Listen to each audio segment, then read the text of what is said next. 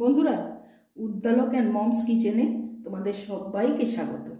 আজকে আমি তোমাদের জন্য একটা টেস্টি জিনিস নিয়ে এসেছি। সেটা হচ্ছে গ্রিন অ্যাপেলের আচার। এটাতে বিশেষ কিছু জিনিস লাগে না, কিন্তু খুব টেস্টি হয়। এবার আমি বলে দিই কতটা করে নিয়েছি আমি জিনিস। আপেল এখানে আমি এরকম বড় বড় টুকরো করে কেটেছি। এটা 800 গ্রাম আপেল আছে। গ্রিন আপেল মানে সবুজ আপেল, হালকা টক। আর এটা হচ্ছে 300 গ্রাম চিনি, এটা হাফ কাপ ভিনিগার, এটা 50 গ্রাম কাজু কিশমিশ মেলানো। এতে শুধু কিশমিশই দেয়, আমার কাজু ছিল ঘরে তাই দিয়ে দিলাম, তোমরা দেবেই এমন কোনো মানে নেই, থাকলে দিও না থাকলে দিও না। আর এটা হচ্ছে 1 চামচ আদা গ্রেট করা, একটা শুকনো লঙ্কা, আর এখানে আছে মৌরি, মেথি আর সর্ষে মিলিয়ে 1 চামচ। এটা ফোড়নে যাবে। আর করব আমি সর্ষের তেলে, আর নুন আর হলুদ লাগবে, ব্যাস, আর কিছু লাগবে না। হ্যাঁ, কড়াইটা আমি সিমে চাপিয়েছিলাম। এবার বেশি তেল না, অল্প একটু 1 টেবিল চামচ মতো তেল দিলাম। আমি ফোড়নটা দেব, ফোড়নটা দিয়ে দিলাম।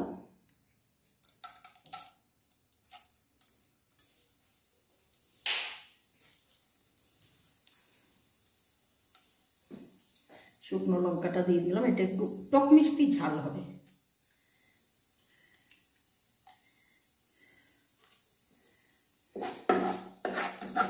এবার একটু গ্যাসটা বাড়িয়ে দিলাম।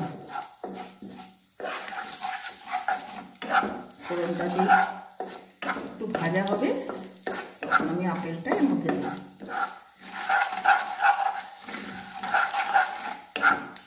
খিচুড়ি আচার হয় তো কাঁচা আপেলের আচার খুবই ভালো লাগে খেতে। এটা চাটনি হিসাবেও খেতে পারো, আচার হিসাবেও খেতে পারো, টক মিষ্টি ঝাল খুব টেস্টি লাগে। হয়ে গেছে এটা। এবার আমি আপেলটা দিয়ে দেবো।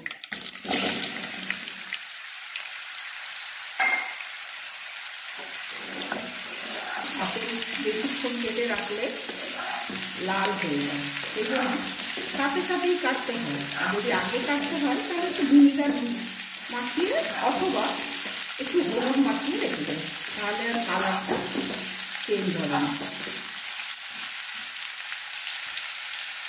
এবার আমি এর মধ্যে হলুদ আর নুনটা দেব। এই যে নুনটা আমি টেস্ট অনুযায়ী দিলাম, তোমরা তোমাদের টেস্ট অনুযায়ী দেবে। অল্প হলুদ দিয়ে দিলাম, 1 চামচের 4 ভাগের 1 ভাগ।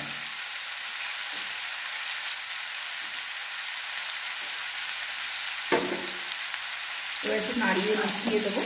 গ্যাসটা কিন্তু আমার মিডিয়ামই আছে, পরে আমি এটাকে লেস করবো। এটাতে কিন্তু জল দেওয়া যাবে না। চিনি যখন দেবো তখন চিনি গলে যে জলটা বেরোবে সেটাতেই সিদ্ধ হয়ে যাবে।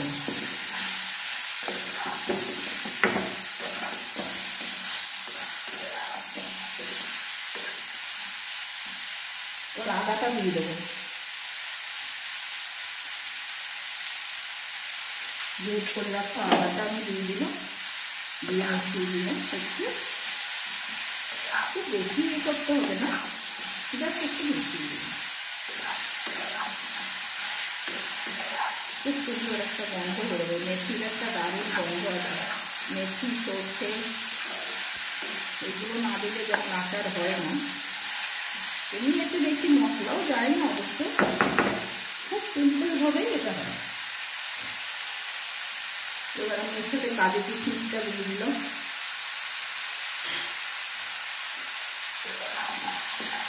এবার নেড়ে নিচ্ছি, নেড়ে আমি চিনিটা দিয়ে দেবো, দিয়ে তারপরে ওটা সিদ্ধ হতে শিখে দেবো।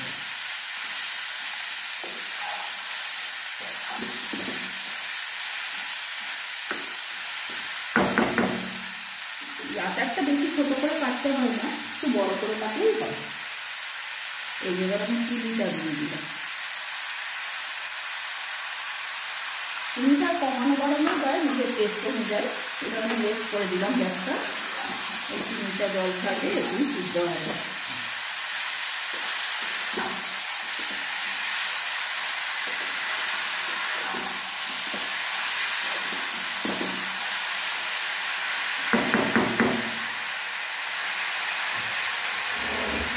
আমি একটা কথা বলতে ভুলে গেছিলাম, এর কালারের জন্য একটুখানি লাল মির্চ পাউডার দেবো আমি, কালারটা খুব সুন্দর আছে, কারণ একটু লাল কালারটা আসবে, দেখতে ভালো লাগে।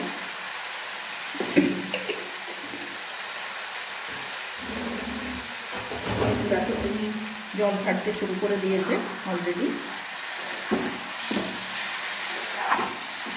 ভীষণই টেস্টি হয় এই আচারটা, আমি অনেকবার বানিয়েছি। এটা ভাতেও খাওয়া যায়, রুটিতেও খাওয়া যায়, পাউরুটিতেও মাখিয়ে খাওয়া যায়।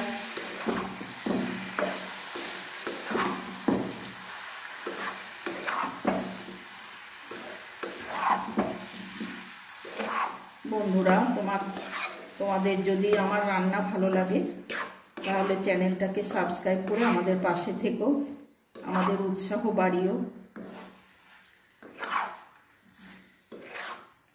কি দেখতে চাও সেটাও জানিও, কোনো কোশ্চেন থাকলে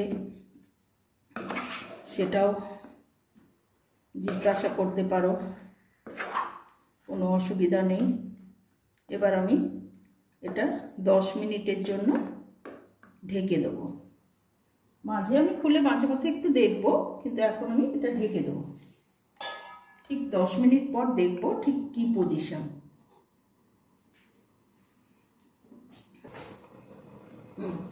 এবার আমি ফিরে এলাম 10 মিনিট পর। বাবা, এখন অনেকক্ষণ হবে, বেশ কিছুটা জল আছে। ভিনিগারটা দিয়ে দিলাম, আর একটু গোলমরিচ পাউডার দিই, তাহলে একটু ঝাল ঝাল না হলে না আচার ঠিক খুব একটা ভালো লাগে না। 1 চামচ মতো আমি গোলমরিচ পাউডার দিলাম। এবার এটার এই জলটাকে শুকাতে হবে, এই জলটা শুকাবে বেশ কিছুটা, একটু বাড়িয়ে আরও 10 মিনিট আমি করব, যতক্ষণ না জলটা শুকায়। এবার আমি 10 মিনিট পর আসছি ফিরে, অল্প ঢাকা দেব। বন্ধুরা, হ্যাঁ, আমি এর মধ্যে একবার দিয়েছি, 5 মিনিট মতো পরেই আমি চলে এলাম। হ্যাঁ, তো হয়েই গেছে, আর বাকি কিছু নেই। এরপরে উপরে আবার কিছু মশলা দেবে, সেই জন্য এই দেখো আমি চেক করেছি। হ্যাঁ, নুন, মিষ্টি, টক, ঝাল সব ঠিক আছে। তোমরাও এরকম টেস্ট করে নেবে, নিয়ে যেটা কম বেশি হবে সেটা দিয়ে দেবে, কোনো ঘাবড়ানোর ব্যাপার নেই। এটা ভীষণই সুন্দর হয় খেতে। এগুলো একটু ম্যাশ করে দেবে, দাঁড়িয়ে হয়ে যাবে। এই দেখো হয়ে গেল তো। এবার আমি লেস করে দেবো, অল্প কমিয়ে দেবো আর। হ্যাঁ, এবার আমি এর মধ্যে এটাকে সুন্দর গাঢ় করার জন্য আরও 1 চামচ কর্নফ্লাওয়ার দিয়ে দিলাম, ঠিক আছে। এটাই আমার লাস্ট ফিনিশিং হয়ে গেল।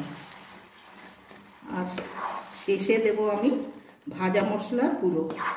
ভাজা মশলাটাই কিছুই নেই, শুধু জিরে শুকনো খোলায় ভেজে আমি রেখে দিই, যখন আমার রান্নায় লাগে আমি দিই। হ্যাঁ, এটাই 2 মিনিট মতো হবে, ব্যাস হয়ে গেল। এবার এই ভাজা মশলার গুঁড়োটা দিয়ে দিই, তাহলেই আমার কমপ্লিট। বেশ টক মিষ্টি ঝাল খুব সুন্দর হয়েছে। এটা একবার করে দেখবে, আমাকে জানাবে কেমন হলো। রান্নাগুলো একটু ট্রাই করো কষ্ট করে, আশা করি ভালোই হবে, জানালে খুব ভালো লাগে।